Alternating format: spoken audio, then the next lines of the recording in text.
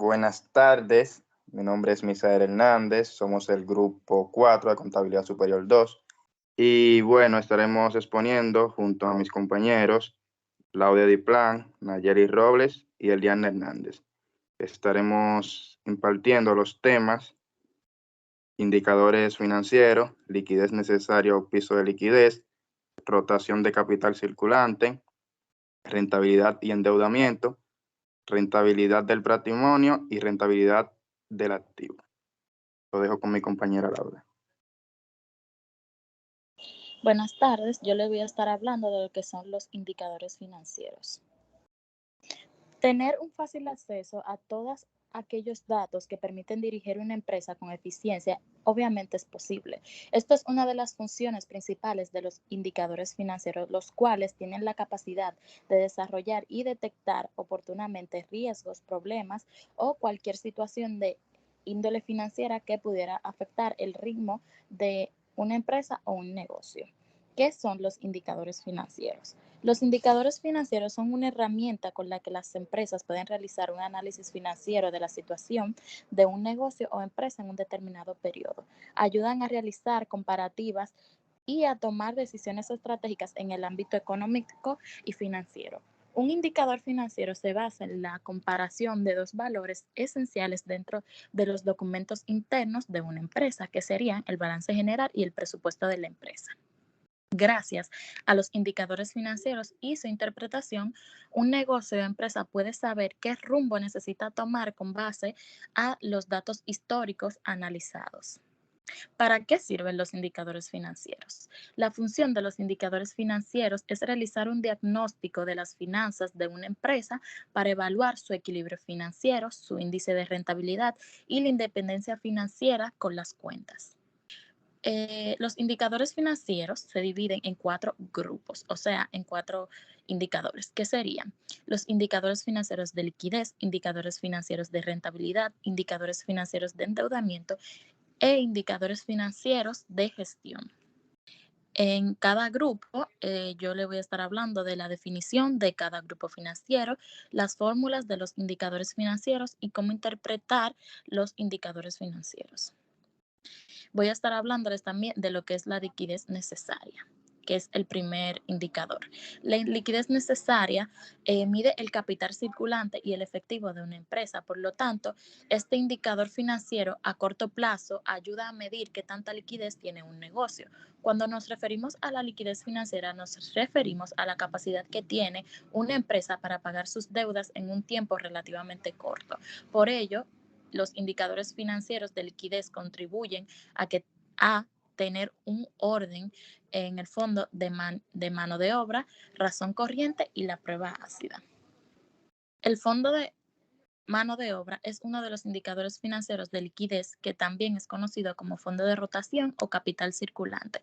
Este ayuda a conocer el equilibrio o desequilibrio financiero de una empresa. Su fórmula es activo corriente menos pasivo corriente es igual al fondo de mano de obra.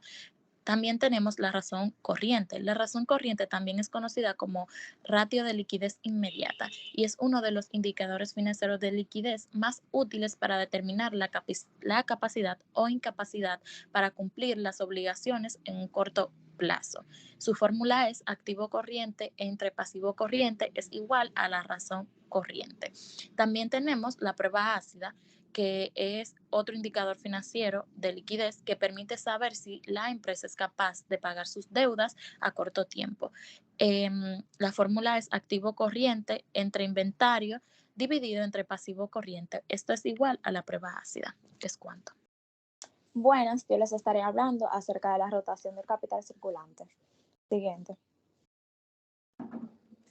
Bien.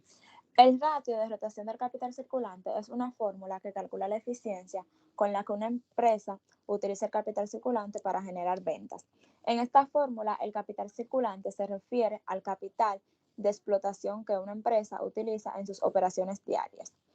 Este ratio demuestra la capacidad de una empresa para utilizar su capital circulante para generar ingresos. También puede denominarse ventas netas a capital circulante.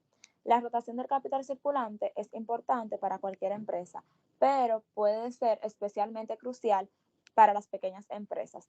Esta fórmula da a una empresa una idea precisa del dinero que tiene disponible para determinar a las operaciones después de haber cumplido con todas las obligaciones, ya sean deudas, facturas, entre otras. Las empresas con ratio de rotación circulante más elevados son más eficientes a la hora de realizar operaciones y generar ventas. Una menor rotación de capital circulante es un indicador de que las operaciones no se lleven a cabo con eficacia. El ratio de rotación capital circulante se utiliza habitualmente para determinar el rendimiento financiero de una empresa y analizar las operaciones en general. También se puede utilizar para ver si una empresa será capaz de pagar su deuda en un periodo determinado y evitar quedarse sin efectivo como resultado de un aumento de las necesidades de producción. Siguiente, por favor. ¿Cómo calcular el coeficiente de la rotación del capital circulante? La fórmula para calcular el ratio de la rotación del capital circulante es la siguiente. Tenemos que la rotación del capital circulante es igual a las ventas netas anuales dividido entre el capital circulante. En esta fórmula, el capital circulante se calcula restando al pasivo corriente de una empresa de su activo corriente.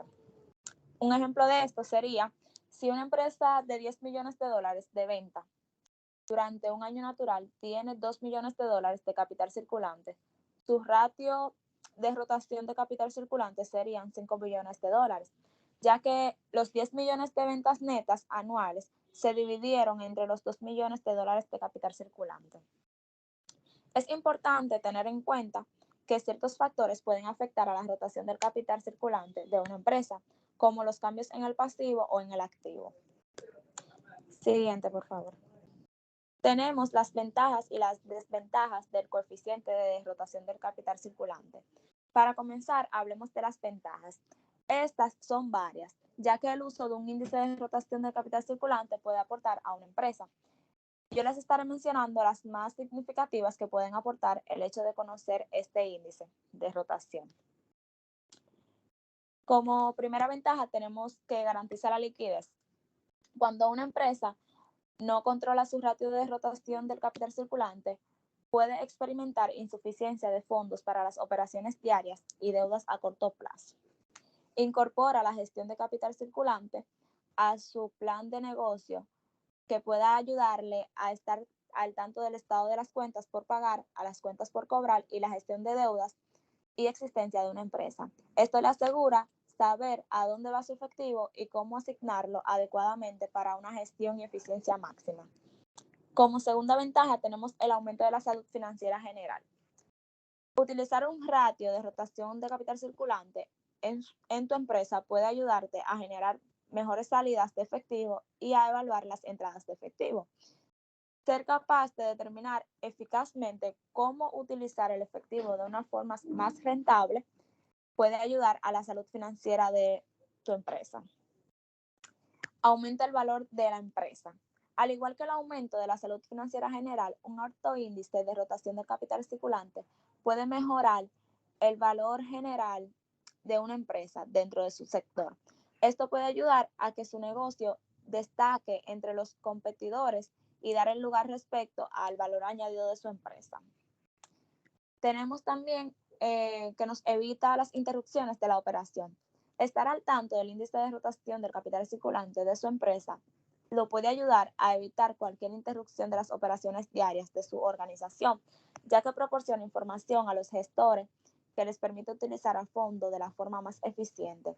Este uso eficiente del capital circulante puede mantener las operaciones que puedan reducir los posibles obstáculos en la producción y mantener a su empresa lo más rentable posible. Por último, entre las ventajas tenemos que aumenta la rentabilidad. La gestión de la rotación del capital circulante de una empresa puede dar lugar a un aumento general de la rentabilidad con tiempo. Al reducir o eliminar estas interrupciones de las operaciones y maximizar el uso del capital circulante, la empresa puede ahorrar dinero y utilizar el efectivo disponible de manera más eficiente. Pasemos a las desventajas que nos trae la rotación del capital circulante. Aunque el cálculo del coeficiente de la rotación del capital del circulante de su empresa pueda tener varias ventajas, es importante tener en cuenta que también hay posibles desventajas. Entre ellas tenemos que solo se basa en factores monetarios. El ratio de la rotación del capital circulante solo tiene en cuenta los aspectos monetarios de una empresa. Aunque los factores monetarios son ciertamente importantes, las influencias no monetarias también pueden ser afectadas a la salud financiera de una empresa. Un ejemplo de esto sería la fórmula del ratio de rotación del capital circulante no tiene en cuenta a los empleados insatisfechos ni a los periodos de recesión que pueden influir en la salud financiera de una empresa. Ya por último, tenemos otra desventaja, que es que el índice alto puede ser negativo. Aunque tener un índice alto de rotación del capital circulante puede parecer algo positivo, no siempre es así. Una alta rotación de capital puede ser un indicador de que una empresa no tiene suficiente capital circulante para manejar el crecimiento de las ventas que ésta está experimentando. Esto puede llevar a cabo que la empresa a la insolvencia en un futuro si no ajusta su ratio de capital circulante a las ventas. Si se calcula el coeficiente de rotación del capital circulante de su empresa y se descubre que es excesivamente alto, es posible que tenga que analizar su situación financiera y hacer los ajustes oportunos para evitar el colapso. Es cuanto. Saludos, mi nombre es Eliana y yo voy a estar hablando acerca de la rentabilidad y el endeudamiento. Voy a iniciar con lo que es el concepto de la rentabilidad y decimos que la rentabilidad de una empresa es la capacidad que ésta tiene para obtener sus propias ganancias. También el índice de esta mide la relación de la utilidad de la ganancia o pérdida que se obtiene por sí misma. También podemos decir que la rentabilidad se obtiene dividiendo el beneficio atribuible a un determinado periodo. Esto es según aparece reflejado en la cuenta de pérdidas y ganancias de la empresa. Este se divide entre el saldo de la inversión neta, que es mantenida a lo largo de dicho periodo, y esto es según las cifras que se encuentran en el balance. Mientras que el endeudamiento se define como el conjunto de obligaciones de pago que son contraídas por la empresa, mientras que la rentabilidad patrimonial se define como el porcentaje de las ganancias de la empresa que pasan a los propietarios de la misma. Entonces, teniendo en claro estos conceptos, podemos decir que el ratio de endeudamiento es el que indica la proporción de financiación que es ajena, es decir, esto es frente al patrimonio empresarial. Este ratio no contempla las inversiones, sino que se centra en la estructura financiera de la empresa. En cuanto al cálculo del mismo, este se puede hacer sobre la cuantía total o neta a largo o a corto plazo. Cuando el resultado del cálculo del ratio es menos que 1, esto indica que el nivel de solvencia es positivo. En cambio, si es superior a 1, esto lo que significa es que las deudas superan a los recursos propios, lo que es un peligro para la empresa. Por encima de estas cifras se puede considerar que el endeudamiento es excesivo, como mencionado anteriormente, es peligroso. Así que esto, dependiendo del sector en el que se mueva la empresa, puede resultar nocivo para la salud económica de la misma. También este tiene ventajas y desventajas, o sea, el endeudamiento. Una de las ventajas del mismo es la flexibilidad y el control. La primera tiene que ver con que un producto financiero puede ser maleable, es decir, que se puede cambiar según usted quiera, hablando de la empresa. Esto ocurre, por ejemplo, con las pólizas de crédito. El control responde a la siguiente certeza. Aunque usted se endeude, hablando de la empresa, el control de la sociedad sigue correspondiéndole. Mientras que si se llama a una aportación capital, las participaciones varían y pueden generar la pérdida del control.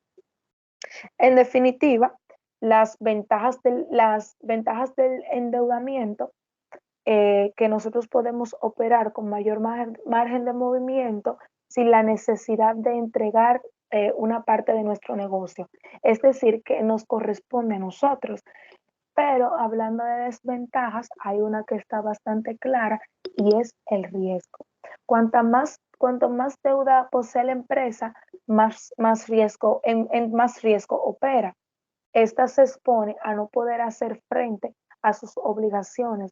El riesgo y el endeudamiento están ligados al apalancamiento, financiero, que es lo que marca la influencia de las deudas sobre la rentabilidad de los accionistas. En este sentido, si las deudas tienen un coste inferior a la rentabilidad de los inversores, van a mejorar la rentabilidad que tengan los accionistas. En cuanto al ratio de endeudamiento, podemos decir que a la hora de hablar de la fórmula, tal y como hemos comentado anteriormente, el ratio de endeudamiento tiene como objetivo específico medir la relación, entre las dos formas de financiación de una empresa, sus recursos propios y sus recursos ajenos. Es la manera de saber la posición y el endeudamiento sobre la financiación propia, recordando que por la financiación ajena siempre es más barata que la propia, pero no por ello una empresa debe abusar de este tipo de financiación. Este ratio tiene como objetivo medir la relación existente entre las dos maneras de financiación de la empresa y sus recursos propios o recursos ajenos, de la manera que su actual posición de endeudamiento sobre la propia. Ahora bien, ¿cómo se calcula el ratio de endeudamiento? El ratio de endeudamiento queda definido por la siguiente fórmula, que es ratio de endeudamiento es igual a pasivo dividido entre patrimonio neto. La fórmula se divide de 2 a 3 masas patrimoniales y las dos que tienen origen en el haber. Se trata de un ratio que nos indica el grado de apalancamiento o lo que es mismo la dependencia de terceros o cuartos en lo que es las fuentes de financiación. Muchas gracias y los dejo con mi compañero. Nuevamente, buenas tardes. Yo estaré exponiendo acerca de la rentabilidad del patrimonio, o ROE, y la rentabilidad sobre los activos, o ROA. Puede pasar, por favor. Como vemos aquí, la rentabilidad sobre el patrimonio es el margen de rentabilidad, que es uno de los indicadores financieros y de gestión principal para determinar la tasa de crecimiento de las ganancias de una compañía, específicamente realizar por la inversión de los accionistas. Por lo general, se utiliza para evaluar los beneficios futuros esperados de una empresa antes de consolidarse. Medir el rendimiento es importante para conocer previamente el desempeño y la probabilidad de obtener beneficios de la operación de una empresa. Como tal, el patrimonio neto corresponde a la diferencia que existe entre el total de los activos de la compañía menos el total de las deudas o los pasivos. Dicho de otra forma, el patrimonio neto corresponde al capital entregado por los accionistas de la empresa más los beneficios que ésta ha obtenido, pero sin todo lo que corresponde a la autocartera o las acciones propias. La principal preocupación de los accionistas es obtener una rentabilidad superior a la de su inversión inicial. Esto en un producto con riesgo bajo. Por esta razón, este indicador resulta tan importante, ya que permite determinar la capacidad que tiene una empresa para remunerar y devolver beneficios a sus accionistas. Este indicador está estrechamente relacionado al rendimiento sobre los activos, o ROA, que veremos más adelante. También, de igual forma, es un indicador que se obtiene en forma de porcentaje y no con un valor unitario. Aunque se utiliza para determinar el beneficio que obtendrán los accionistas, este ratio también se calcula para conocer la forma en la que están empleados los capitales de la empresa. Pásalo, por favor. Aquí tenemos la fórmula que dice que para calcular rentabilidad sobre el patrimonio es relativamente sencillo. Se obtiene dividiendo el beneficio neto de la empresa entre su patrimonio neto y el resultado se multiplica por 100 para obtener el porcentaje. En este caso, la utilidad neta o beneficio neto, después de impuesto, se divide entre el patrimonio o los capitales propios con el objetivo de obtener el margen de rentabilidad sobre el patrimonio. Es importante entender que los capitales propios corresponden, como mencionamos anteriormente, claro, a la diferencia entre los activos y los pasivos existentes. Pásalo, por favor. Un ejemplo de estos me dice, supongamos que la utilidad neta de una empresa durante el 2018 fue de 7 millones, mientras que el patrimonio corresponde a 10 millones. En ese caso, el margen de rentabilidad sobre el patrimonio sería el siguiente. Como vemos ahí, colocamos el 7 millones sobre los 10 millones. Hacemos eso, lo podemos hacer directo, como vemos ahí. Luego multiplicamos por 100 y nos da que es un 70%.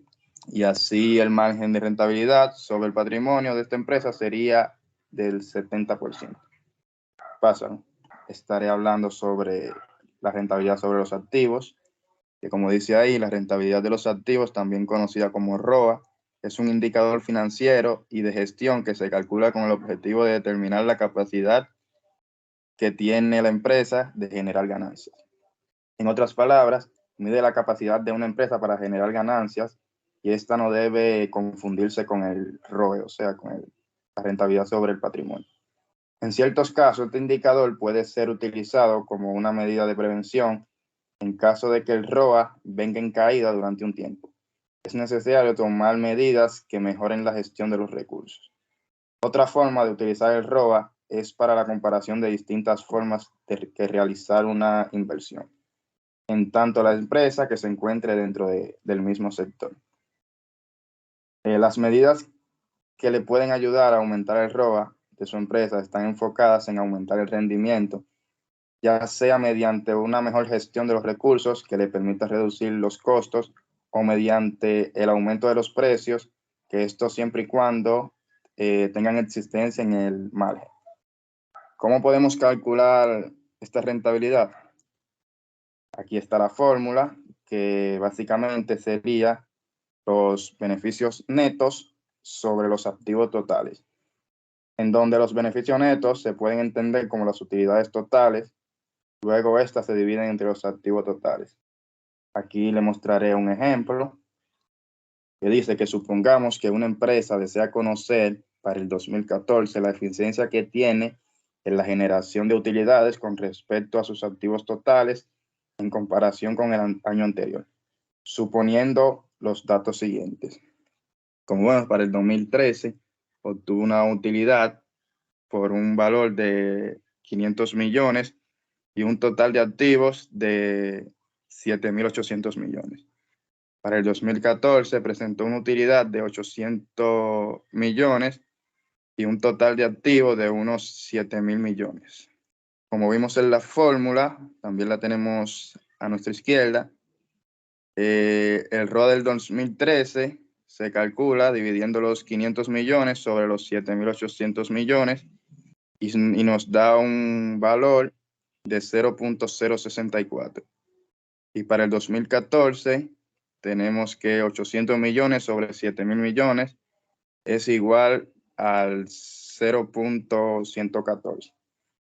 A partir de estos resultados se puede analizar que la empresa en cuestión presentó un mayor rendimiento para el 2014 en comparación con el 2013, debido a que generó más utilidades empleando sus activos.